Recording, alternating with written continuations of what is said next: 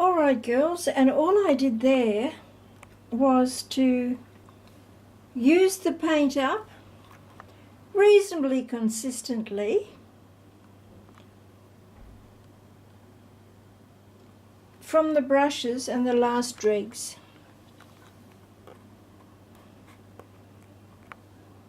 The important thing is to have your anti-pets cover or covers to save your work while it is drying, because it is a 24-hour op for absolutely everything with this process in fabric paints. Into the recycling. That is what I saved. What I used were the dregs, and that is what I saved. Now girls, it's time for me to slice open those dregs with my trusty razor and use the paint. Scraped out the green. Now I use what's remaining in the plastic bottle.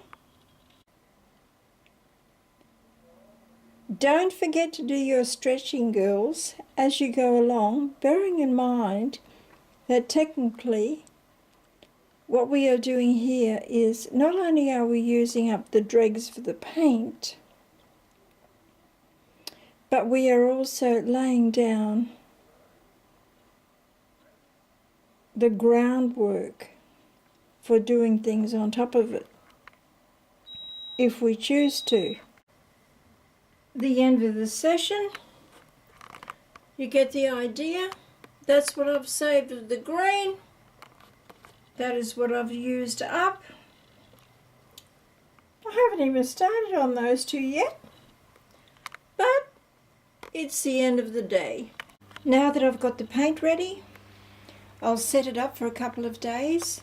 If you are working with children or you're not very confident, put out your little patterns and you'll find it a lot easier.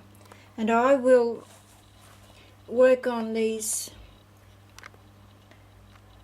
dinosaur dolls, which were the original cutout, as you can see.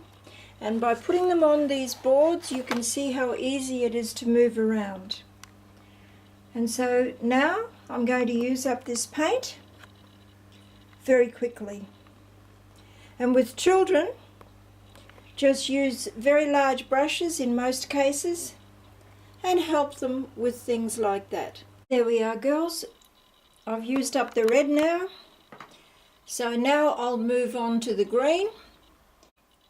Now you see how I have just repeated that little pattern over there, this little pattern over here, and that way you use up the paint. And because it's craft and these things will be washed a lot, being used by children to play on and play with, and they'll be in and out of washing machines, it really gives you a very good opportunity to see how you work and how well you work for longevity purposes. Craft is not art. It is used, it is abused, it is washed, and it gets a lot of wear and tear. So see how I very simply repeat patterns. Unfortunately, I had left the green I had prepared for too long and it had dried out. So it was no use, see? So I had to throw it, and that means I have to get another green. So I want to use up some of that green, and I've done it on this second doll. And because I want to empty it ASAP, I will continue on this one, because I want it a green and red theme. And also now, anti-pets.